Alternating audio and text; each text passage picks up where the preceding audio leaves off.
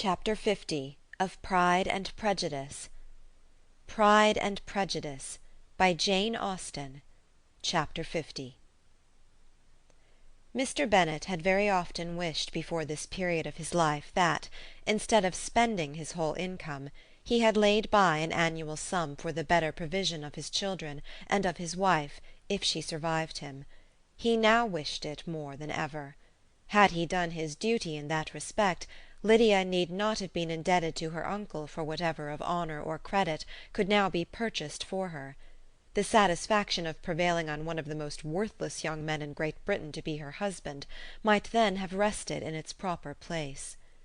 He was seriously concerned that a cause of so little advantage to any one should be forwarded at the sole expense of his brother-in-law, and he was determined, if possible, to find out the extent of his assistance and to discharge the obligation as soon as he could.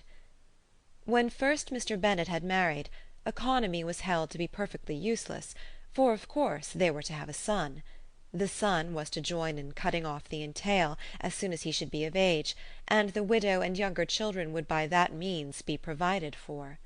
5 daughters successively entered the world, but yet the son was to come, and Mrs. Bennet, for many years after Lydia's birth, had been certain that he would. This event had at last been despaired of, but it was then too late to be saving. Mrs. Bennet had no turn for economy, and her husband's love of independence had alone prevented their exceeding their income. £5,000 was settled by marriage articles on Mrs. Bennet and the children, but in what proportions it should be divided amongst the latter depended on the will of the parents.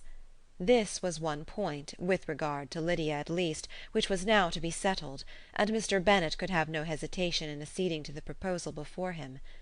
In terms of grateful acknowledgment for the kindness of his brother, though expressed most concisely, he then delivered on paper his perfect approbation of all that was done, and his willingness to fulfil the engagements that had been made for him. He had never before supposed that, could Wickham be prevailed on to marry his daughter, it would be done with so little inconvenience to himself as by the present arrangement. He would scarcely be £10 a year the loser by the 100 that was to be paid them. For what with her board and pocket allowance, and the continual presents in money which passed to her through her mother's hands, Lydia's expenses had been very little within that sum.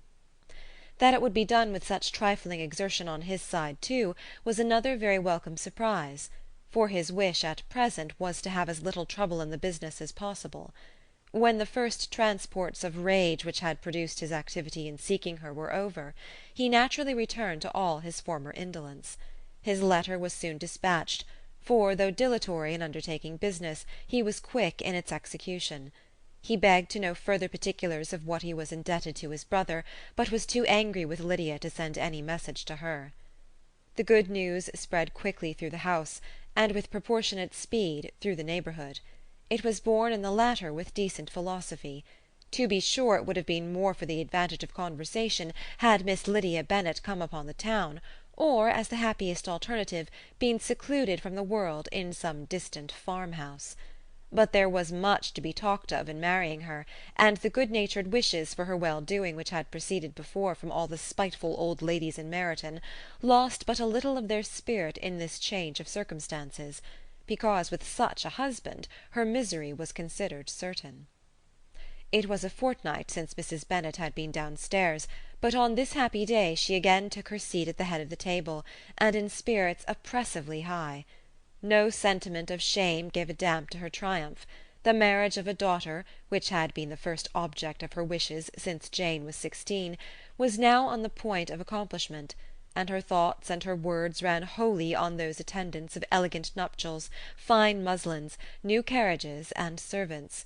She was busily searching through the neighbourhood for a proper situation for her daughter, and without knowing or considering what their income might be, rejected many as deficient in size and importance.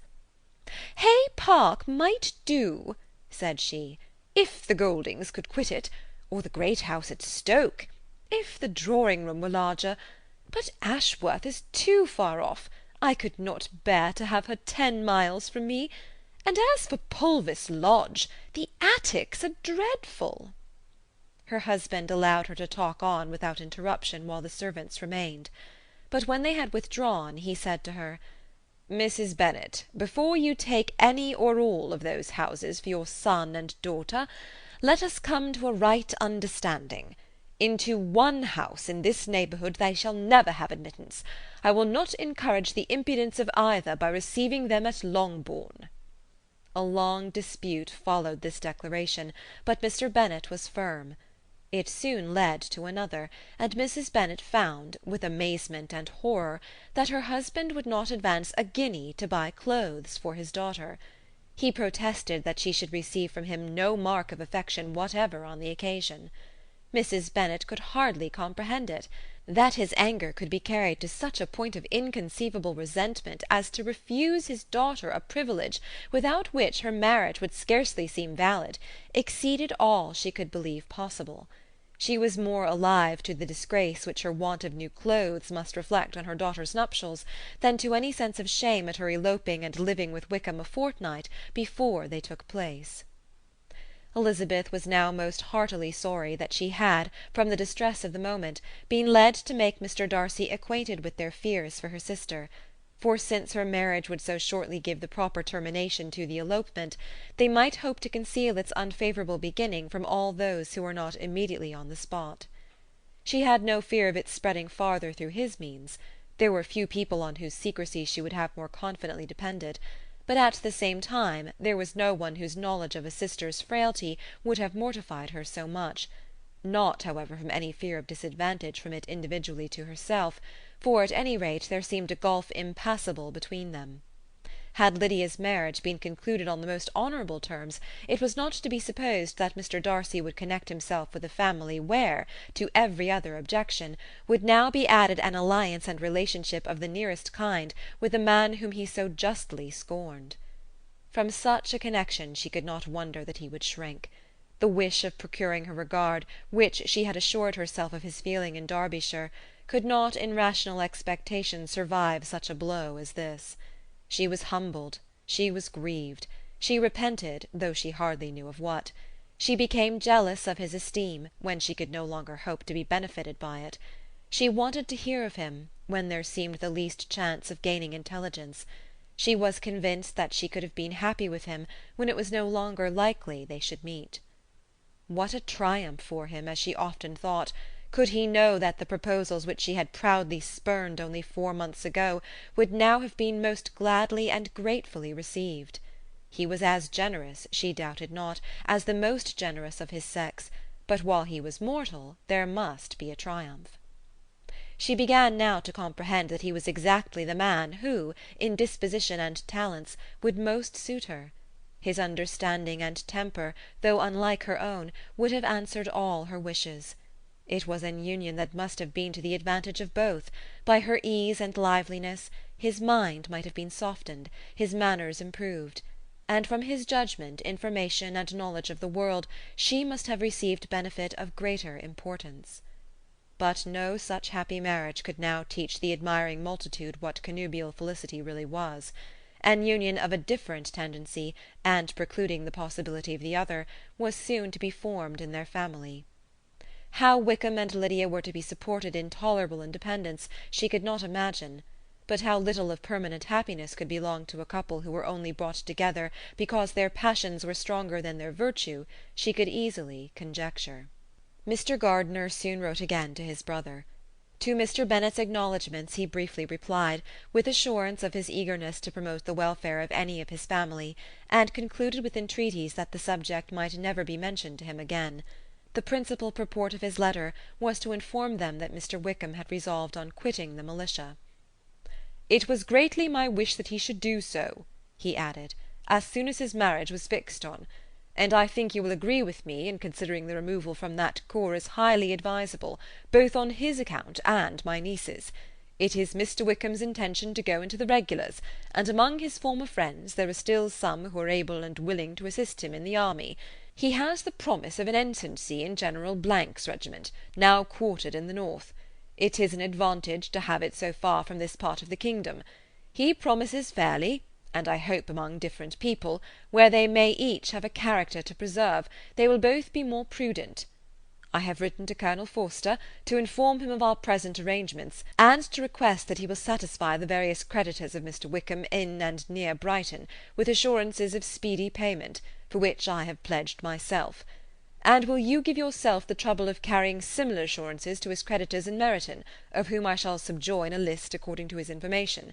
He has given in all his debts. I hope at least he has not deceived us. Haggerston has our directions, and all will be completed in a week.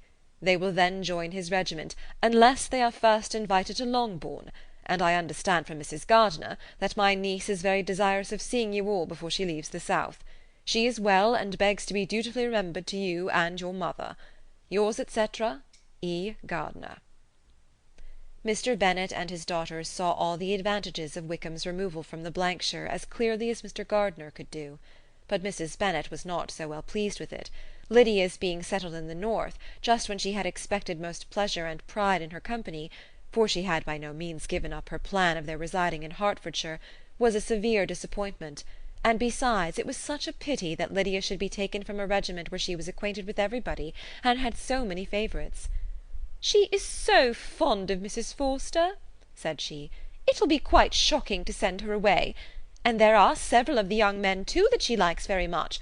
The officers may not be so pleasant in General Blank's regiment." His daughter's request, for such it might be considered, of being admitted into her family again before she set off for the north, received at first an absolute negative. But Jane and Elizabeth, who agreed in wishing, for the sake of their sister's feelings and consequence, that she should be noticed on her marriage by her parents, urged him so earnestly, yet so rationally and so mildly, to receive her and her husband at Longbourn as soon as they were married, that he was prevailed on to think as they thought and act as they wished. And their mother had the satisfaction of knowing that she would be able to show her married daughter in the neighbourhood before she was banished to the north. When Mr. Bennet wrote again to his brother, therefore, he sent his permission for them to come, and it was settled that as soon as the ceremony was over they should proceed to Longbourn. Elizabeth was surprised, however, that Wickham should consent to such a scheme, and had she consulted only her own inclination, any meeting with him would have been the last object of her wishes. Chapter 50